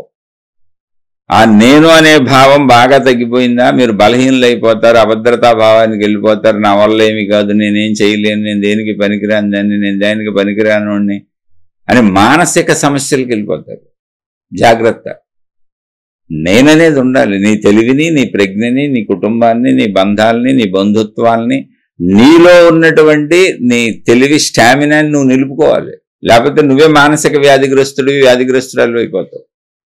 నిన్ను నువ్వు నిలుపుకోలేకపోతావు, నీ శరీరాన్ని నిలుపుకోవాలి. ఇక్కడ కర్తను కానే భావం, నేను అహం పోగొట్టుకోమని చెబుతున్న విషయం ఏంటి అంటే, మహాత్ములు మనకి ఇతరులకు హాని చెయ్యకు, అది అయితే నేనే అనుకొని వెళ్ళిపోయి ఇతరులకు హాని చేసే స్థాయికి వెళ్ళిపోతున్నావు. ఇంట్లో భార్య పిల్లలు, భర్త పిల్లలతో అయినా బెత్తనాలు, అరుపులు, కేకలు వచ్చేస్తున్నాయి. లేదు, మొత్తం ముడుసుకు కూర్చుంటున్నావు, నేనేం చేయలేను, లేక నా వల్ల ఏమి కాదులేను, ఏదో మీరే చేసుకోండి అని వదిలేసి కూర్చుంటున్నావు. వదిలేయటం కరెక్ట్ కాదు, వాళ్ళ మీద దూకి పెత్తనం చేయటం కరెక్ట్ కాదు. అందరూ నా అలాంటి వాళ్లే. నువ్వు చేయగలిగిన ధర్మాలు చక్కగా చేసుకొని, తెలివి ఉపయోగించుకో, సంపాదించుకో, ఇతరులకు హాని చేయకు. అది పాం కాదు. బొస కొట్టు, కరవకో. బొస కూడా ఎందుకు, అందరి మీద కొట్టుకో. నీకు హాని చేయటానికి వస్తే బొస కొట్టు, బాబాయ్ అని వెళ్ళిపోతారు. నీకు హాని చేయట్లేదని వాళ్ళు బొస కొడతాం కూడా ఎందుకు, నీ దారి నువ్వు వెళ్ళిపో, వాళ్ళ దారి వెళ్ళిపోతారు. అలా నిన్ను నువ్వు రక్షించుకో, నిన్ను నువ్వు కాపాడుకో. అలా బతకాలి ఇక్కడ మనిషి. అది కర్తృత్వ భావన లేకపోవడం అంటే అది. అంతే తప్ప మళ్ళీ మొత్తం వదిలేసి, నాకు ఇప్పుడు ఏదో వైరాగ్యం వచ్చేసింది, ఇదేనగానే నాకు ఏదో వైరాగ్యం వచ్చేసింది, నాకు కర్తృత్వ భావన లేదు, అందువల్ల నేను నీకు భర్తని కాదు, నీకు భార్యని కాదు, నేను నీకు తండ్రిని కాదు, మీరు నాకు పిల్లలు కాదు, ఎవరు గొడవాళ్ళు పడండి, నేనేం చేయగలను, నా వల్ల ఏమవుద్ది అని మళ్ళీ మీరు బుర్రపాటు చేసుకొని మనసులు పిచ్చెక్కించుకొని అభద్రతా భావాలకు లోను కాకండి. ఇక్కడ చెప్పబడిన విషయం ఏంటంటే ఇతరులకు హాని చెయ్యకు, అహంకారం పెంచుకోకు, నా వల్లే ఇది అయిపోద్ది అనుకోకు. ఎంతో మంది వచ్చారు, ఎంతో మంది వెళ్ళిపోయారు, వచ్చినోడు ఎవడో ఇక్కడ లేడు. అలెగ్జాండర్ లాంటోడు, అలెగ్జాండర్ ప్రపంచం మొత్తాన్ని జయించాడు. ఆడికి ఒక కాంక్ష, యుద్ధాలు చేసుకుంటూ పోయాడు. చెట్ట చివరికి ఆడికి చచ్చేటప్పటికి తెలిసింది, నేను ఇన్ని చేసి, ఇన్ని లక్షల మందిని చేసి చంపి ఇన్ని సాధించాను, ఏదో చక్రవర్తిని అన్నాను, కానీ నా చావుని నేను ఆపుకోలేకపోతున్నాను. పైగా నేను ఇన్ని రాజ్యాలు, ఇంత సంపదలు సంపాదించాను, ఏది పట్టుకెళ్ళటం కుదరట్లేదు. ఒట్టి శరీరం సావు చస్తుందంటేను, నా ఆస్తులు ఏం పట్టుకెళ్ళలేకపోతున్నాను, ఈ అధికారాలు, ఈ హోదాలు, ఈ గర్వాలు నాతో ఏమీ రావు, సంపదలు రావు. అందుకని వాడు నేను చచ్చిపోయినాక నా శవాన్ని ఊరేగించేటప్పుడు నా చేతులు అందరికీ కనపడేలా పెట్టి మొత్తం శవయాత్ర చేయండి, అందరూ చూసేలా అని చెప్పాడు. చెప్పండి అందరికి ఏంటంటే, ప్రపంచాన్ని జయించిన అలెగ్జాండర్ చక్రవర్తి ఒట్టి చేతులతో, ఖాళీ చేతులతో అన్ని ఇక్కడే వదిలిపెట్టి వెళ్ళిపోతున్నాడు. ఇది జ్ఞానోదయం. ఇది ప్రజలకు కూడా తెలియాలి ఈ విషయం. అందుకని నా చేతులు కనపడేలా శవయాత్ర చేయండి, అందరికి చెప్పండి అని చెప్పి చనిపోయాడంట ఆయన. అదే ఇప్పుడు మనకు చెబుతుంది, ఆ కర్త అనే భావం వదిలేయండి అని. ఆ కర్త అనే భావంతో ప్రపంచాన్ని జయించాలి, నా పేరు అందరూ చెప్పుకోవాలి, మొత్తం నాకెందుకే వచ్చేయాలి, అందరినీ నేనే పరిపాలించాలనుకున్నాడు. ఎవడో చచ్చేదాకానేగా, ఏం పరిపాలిస్తాం, వృద్ధాప్యం వచ్చినాక, చావు వచ్చినాక. ఆ సత్యం ఆయన గ్రహించాడు. అది మనం ముందే గ్రహించమంటున్నారు, ఎందుకు తెలియదు, మనకు తెలియదేంటి. మనం పరిశీలించుకోక తప్పుదోవలో వెళ్ళిపోతున్నాం. తప్పుదోవలో వెళ్ళొద్దు, ధర్మంగా నిజాయితీగా మంచిగా ఉండండి, ఆత్మజ్ఞానం అర్థమవుతుంది అని అష్టావక్ర మహాముని చెబుతున్నారు. ఈ శ్లోకం ద్వారా ఇది నేర్చుకుందాం. చక్కగా మంచిగా ఉండండి, హాయిగా ఉండండి, మీ కుటుంబాలతో మీరు సుఖపడండి, మీకున్న తెలివి ప్రజ్ఞలతో, మీకున్న ధనంతో, మీకు ఏదొస్తే దాంతో. మీ శరీరంలోనే ప్రకృతి సుఖాలను సమకూర్చింది. కన్ను చూడటం ఎంత ఆనందం అండి, కళ్ళు లేనోడి పరిస్థితి ఏంటండి. చెవులకి వినపడటం ఎంత హాయి అండి, చెవులు లేకపోతే ఎలా బుద్ధితామండి. నోటికి రుచి తెలియటం ఎంత సుఖం అండి, తింటుంటే సుఖపడుతూ తినమని కదా చెబుతుంది. అలా చర్మానికి స్పర్శలు ఎంత హాయి అండి. స్త్రీ పురుష శారీరక సుఖం ఇక వర్ణించలక్కర్లేనంత హాయి. భూమి మీద ఏదైనా అత్యంత ఉన్నత సుఖం ఉంది అంటే అది స్త్రీ పురుష శారీరక సుఖం. దాన్ని మించిన సుఖమే లేదు. అది ప్రకృతి సహజంగా ఏ ఖర్చు లేకుండా శరీరంలో పెట్టింది. పెట్టి చక్కగా పెళ్లి చేసుకొని ఆనందంగా బతకండి అంది. తద్వారా పిల్లలు పుడితే అసలు నా బిడ్డలు అనేటువంటిది ఎంత మమకారం, ఎంత బాగుంటుంది. వాళ్ళని పెంచుకుంటుంటే, వాళ్ళు పెరుగుతుంటే, వాళ్ళని చూస్తుంటే, వాళ్ళు మన కళ్ళ ముందే ఇంత పసిగుడ్డులుగా పుట్టి పెరిగి పెద్దవాళ్ళై చదువుకొని పెద్ద పెద్ద ఇంజనీర్లు, పెద్ద పెద్ద డాక్టర్లు అయిపోయి, నా కూతురు, నా కొడుకు, మళ్ళీ వాళ్ళకి పెళ్లిళ్ళై నా మనవడు, నా మనవరాలు, ఎంత బాగుంటుందండి. ఎంత అందమైన జీవితం అండి ఇది. అంత అందమైన జీవితాన్ని అహంకారంతో పాడు చేసుకోవటం ఎందుకండి, అతి కోరికలతో పాడు చేసుకోవటం ఎందుకండి. ఎవరి స్థాయిలో వాళ్ళు మనం ఎక్కడుంటే అక్కడ ఈ అందమైన జీవితాన్ని అందమైన హరివిల్లులా చక్కగా జీవిస్తూ, మంచి విర్రబూసినటువంటి పూలతో నిండిపోయినటువంటి మొక్క ఎంత పూల గుబాళింపుతో ఎంత అందంగా కనపడుతుందో అంత అందంగా మన జీవితాన్ని పెట్టుకొని ఎవరికి హాని కలిగించకుండా జ్ఞానం తెలుసుకుంటూ ముందుకు సాగిపోదాం. ఇదే ఆత్మజ్ఞాన చదువు, ఆధ్యాత్మిక చదువు. ఇక్కడ మీకు అసలు వైరాగ్యమే పని లేదు. మీరు ఏమీ వదలాల్సిన అవసరం లేదు. చెడు చేయకండి, చెడు చేయకండి, చెడు చేయకండి, మంచిలో మాత్రమే జీవించండి. నేను కర్తను అనేటువంటి విషసర్పముతో కరిపించుకోకండి. నేను కర్తను కాను అనేటువంటి అమృతాన్ని తాగండి. అది ఇక్కడ అష్టావక్ర మహాముని చెప్పింది. సంతోషంగా బతకండి, వదలమని ఏం చెప్పలేను, ఎవరు చెప్పలే అసలు వదలమని. చక్కగా అర్థం చేసుకోండి, హాయిగా ఉండండి. శుభమస్తు. మరలా మరొక కొత్త శీర్షికతో కలుసుకుందాం. చక్కగా ఇది వినేటప్పుడు ఏదో శ్లోకాలు మహాత్ములు చెప్పినవి చెప్పుకుంటున్నాం, కానీ మీరు చక్కగా మీ అంతరంగంలోకి తీసుకొని మననం చేసుకోండి. మీ మననంలో అత్యద్భుతమైనది ఏంటో తెలుసా? జనక మహారాజు స్థితి మనం పొందవలసింది. అది అష్టావక్ర మహాముని స్థితి సాధించాల్సింది. జనక మహారాజు మానసిక స్థితి వస్తే ఆటోమేటిక్గా ఆత్మజ్ఞానం వచ్చేస్తుంది. ఆ స్థితి చూడండి, ఎంత అద్భుతమైన స్థితి అండి అయింది. మనసును ఆపేయటం ఏంటండి? అసలు నాకు ఇది విన్న కాడి నుంచి నా బ్రెయిన్లో లోపల ఒక రకమైనటువంటి ఉద్వేగం కలుగుతుంది. ఎలా ఆపగలిగారు, అసలు ఇది కుదురుతుందా అని. నిజంగా అలా ఆపగలిగితే ఆత్మజ్ఞానం ఆటోమేటిక్గా వచ్చేసినట్టే కదండి. అది మనం చేయాల్సింది. కీలక రహస్యాన్ని చెప్పారు, మనసును ఆపగలగడం, ఒక నియంత్రణ. అదేం పెద్ద కష్ట విషయం కాదు, మనం దాని మీద దృష్టి పెట్టలేదండి. మనసును ఆపటం అనే ప్రక్రియ మీద మనం దృష్టి పెట్టలేదు. ఇప్పుడు ఆ దృష్టి పెట్టుకోవడానికి ఇవన్నీ తెలుసుకుంటున్నాం. అదే ఆధ్యాత్మిక చదువు, ఆత్మజ్ఞాన చదువు. ఆపటం ఏంటంటే పూర్తిగా ఆపేయటం కాదు, ఆగదశలది. చెడు వైపు వెళ్లకుండా ఆపటం, నాకు ఎంత అవసరమో అక్కడే ఆపటం, అవసరానికి మించి ప్రయాణిస్తున్నప్పుడు ఆపగలగటం, అది ఆపటం అంటే. మొత్తం మనసు నిర్మూలన ఉండదు, అది చేయకూడదు. చేస్తే పిచ్చెక్కుద్ది. నాకు తెలియదు, నా గుర్తు నాకేముండదు, నా ఇల్లు గుర్తుండదు, నా భార్య గుర్తుండదు, నా పిల్లలు గుర్తుండదు, నా భర్త గుర్తుండడు, నాకు సంబంధించినవి ఏం గుర్తుండవు, అన్నీ మనసుకు సంబంధించినవే. అతిగా వెళ్ళినప్పుడు ఆపగలగటం, అది ఆపగలగటం అంటే. ఆలోచించి చూడండి, చక్కగా ఇవన్నీ సాధ్యమయ్యే విషయాలే. అందరం చక్కగా సాధన చేసుకోవచ్చు. భౌతిక జీవితం జాగ్రత్తగా చూసుకోండి. మీ శరీరము, మీ మనస్సు, మీ ధనము, మీ కుటుంబము అంతా హాయిగా చల్లగా ఉండేలా చూసుకోండి. అలా చూసుకుంటూ మిగిలిన సమయంలో మీకు వీలు కుదిరినప్పుడు 10 నిమిషాల్లో, పావు గంట సాధన చేసుకోండి. శుభమస్తు. మీకు, మీ కుటుంబ సభ్యులకు మేలు చేకూరుగాక. మరల మరొక కొత్త శ్లోకంతో కలుసుకుందాం.